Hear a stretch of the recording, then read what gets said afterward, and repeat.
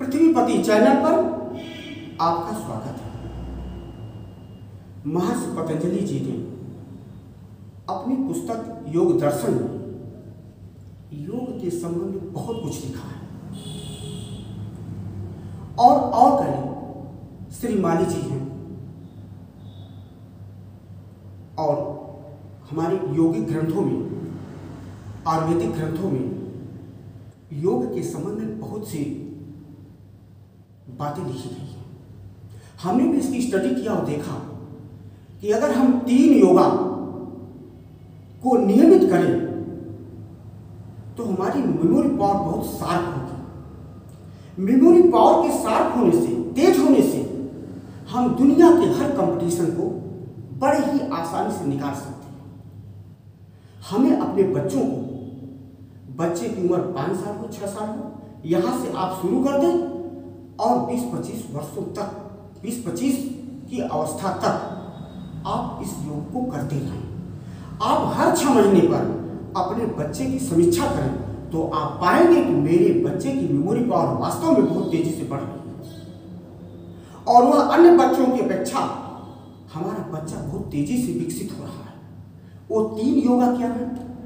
पहला है head and टूस आसन। हेड को टूस से मिलाएंगे या टूस को हेड से मिलाएंगे। कैसे करते हैं देखिए। हम शवासन में लेट गए। शवासन में लेटने के पश्चात हमारा ये बायां हाथ है और दाहिने पैर को मोड़ करके हम लाएंगे इस तरह से और हम इसको यहां पे लगाएंगे और फिर दाहिने हाथ से बाएं पैर को पकड़ करके इस तरह से बिल्कुल सीखेंगे और इसी अवस्था में हम आधे मिनट से 1 मिनट तक रहेंगे।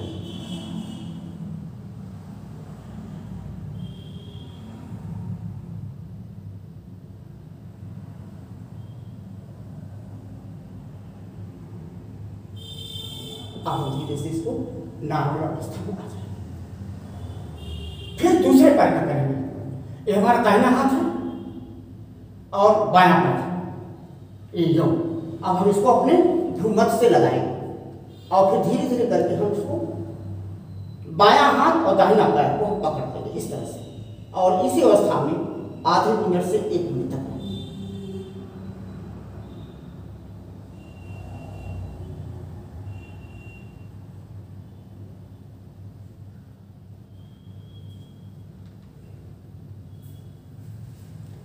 देखिए, जब हम अपने टूस को, अंगूठे को भ्रूमध्य से मिलाते हैं तो हमारा जो अष्ट चक्र है, अष्ट चक्र क्या होता है?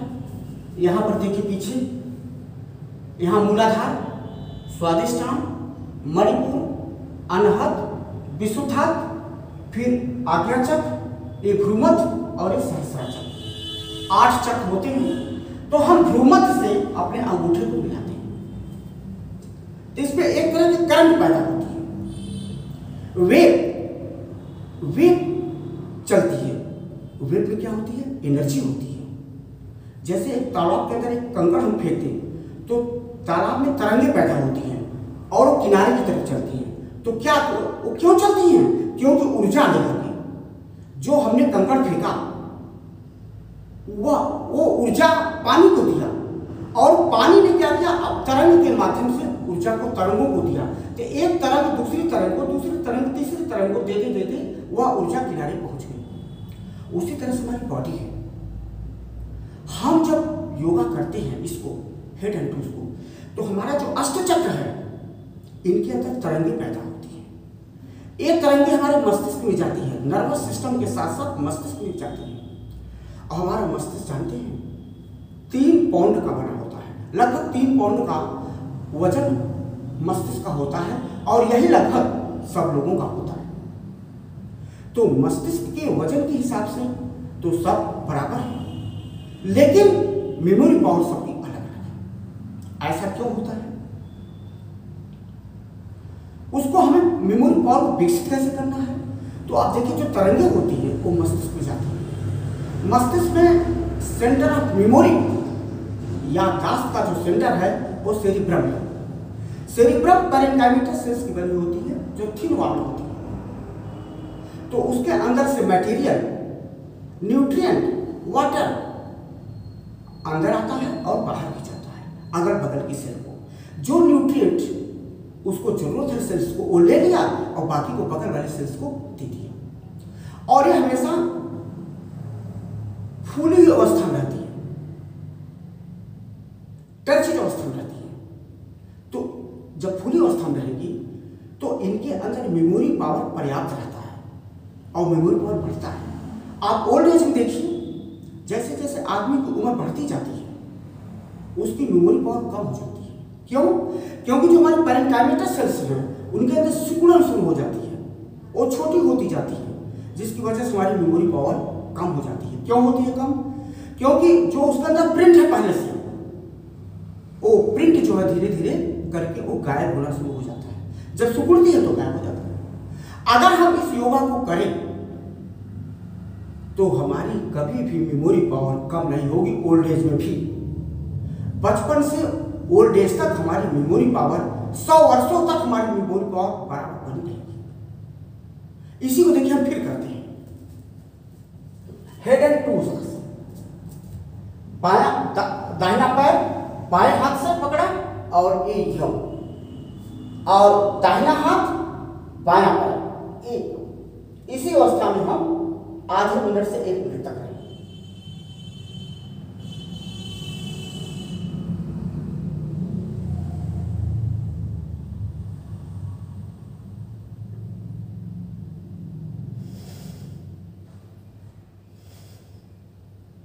अब धीरे धीरे नॉर्मल अवस्था में जाए। अब दूसरे पैर का बायां पैर दाहिना हाथ ये यूं, और फिर बायां हाथ दाहिना पैर ये यूं। इसी अवस्था में हम आधे मिनट से 1 मिनट तक।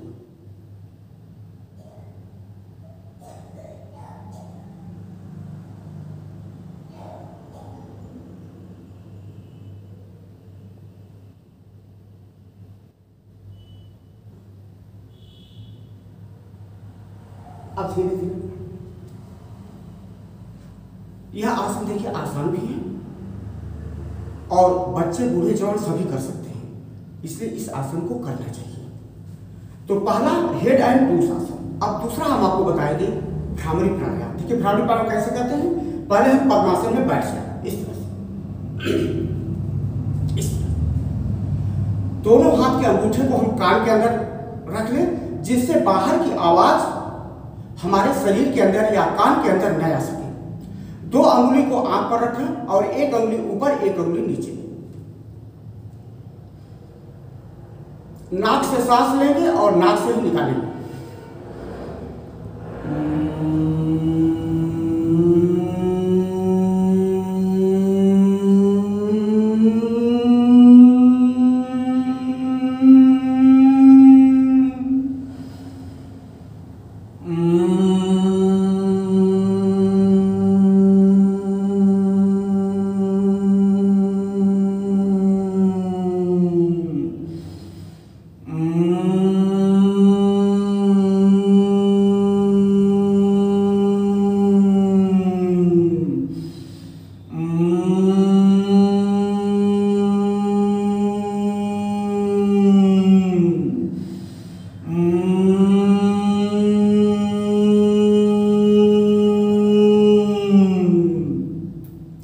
देखिए यह आसान तो ही है, इसके बच्चे और बुजुर्ग सभी लोग कर सकते हैं। इसमें होता क्या है, इस आसन का नाम भ्रामरी आसन क्यों पड़ा?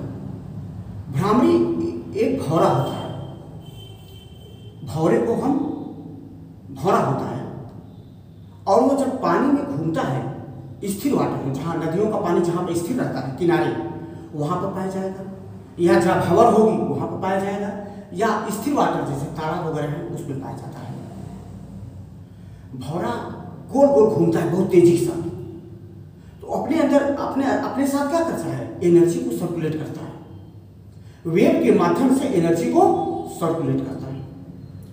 अब हमारे बॉडी के अंदर क्या है, जब हम दोनों कान को बंद कर लेते हैं तो बाहर से ऊर्जा का आदान प्रदान खत्म हो जाता है और जो हमारे अंदर आंतरिक ऊर्जा होती है वह तरंगों के रूप में दौड़ती है। कैसे दौड़ती है, जब हम इसको करते हैं भौने की तरह आवाज निकालते हैं नाक से और नाक से ही सांस लेते हैं, नाक से ही आवाज निकलती है इसकी, तो ये तरंगे जो होती गोल गोल तरंगे मस्तिष्क की तरफ जाती है और हमारा मस्तिष्क की जो सेल्स होती हैं वो कोई भी सेल्स हो, सारी सेल्स एक्साइट होती है। एक्साइट होने से वो फूलती हैं, टर्चित अवस्था होती है और फिर टर्चित फ्लैशिंग, फूलना पचकना, इस तरह से उनका काम होता है। इससे क्या होता है कि उनके अंदर जो मटेरियल है वो दूसरे सेल्स को देती है और दूसरे सेल्स जो मटेरियल है, जो न्यूट्रिएंट्स है, वाटर है, वो लेती है। तो मतलब वो आपस में आदान प्रदान करती रहती है। इस आदान प्रदान करने में ऊर्जा की जरूरत पड़ती है। तो ये जो ऊर्जा कहाँ से आती है, वेव सिस्टम से आती है। तरंगे उत्पन्न होती है मस्तिष्क के अंदर।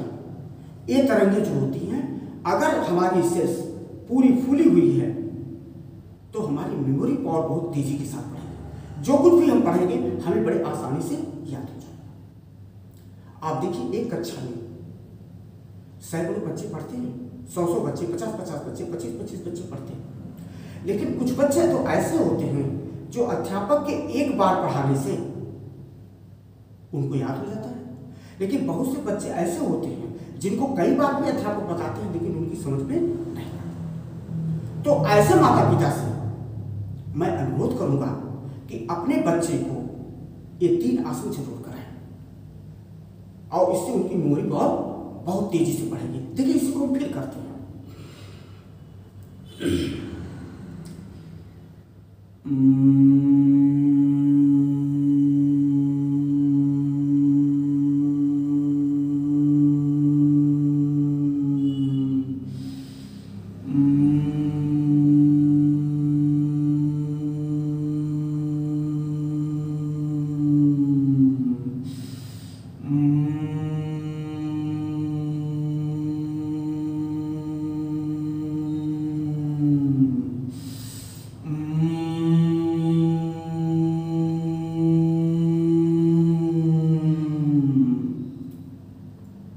इस प्रकार 2 आसन हुआ।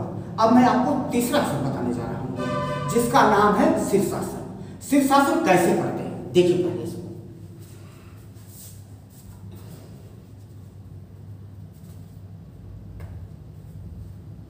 देख रहे हैं, दोनों हाथों को हमने आपस में फंसा लिया, इस पर अपने सर को रखा और घुटने को उठाया और फिर धीरे से दोनों पैरों को उठा लिया।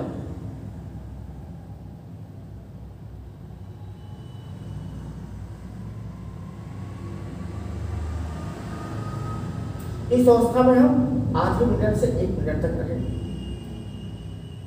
कुछ समय तक मतलब 1-2 महीने तक अभ्यास करने के बाद इसको हम 2 मिनट तक बढ़ा सकते हैं। 2 मिनट से ज्यादा शीर्षासन को नहीं करना चाहिए।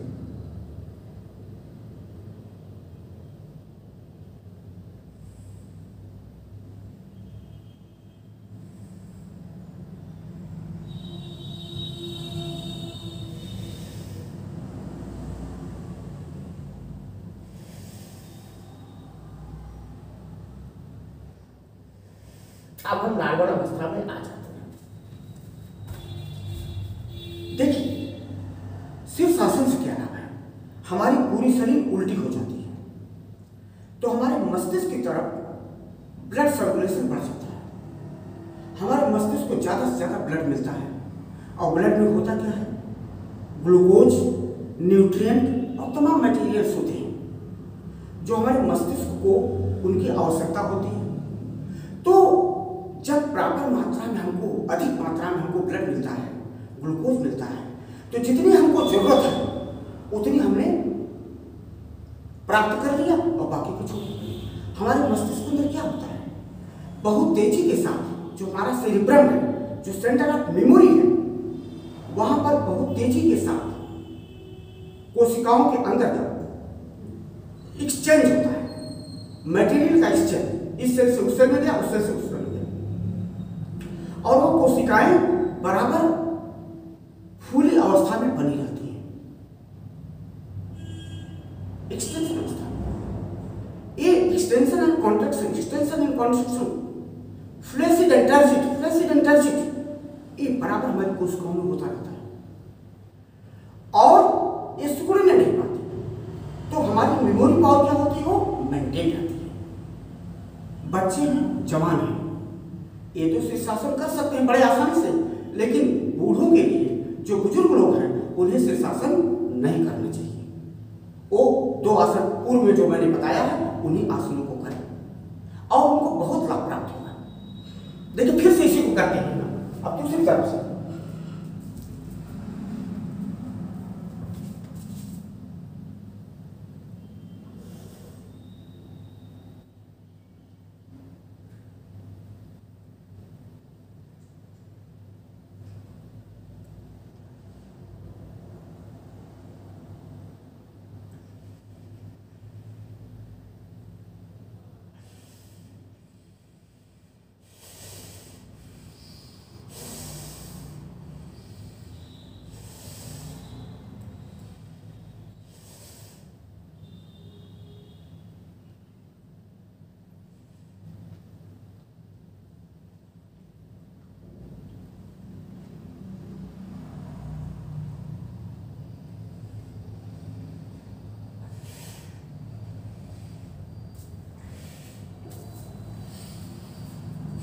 यह है शीर्षासन।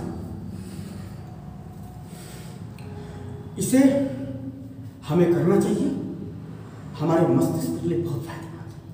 तो 3 आसन मैंने बताया आपको, एक है हेड एंड टूस आसन, दूसरा है भ्रामरी आसन और तीसरा है शीर्षासन। यह 3 आसन आप अपने बच्चे को जितनी जल्दी हो सके उसे शुरू करा दें।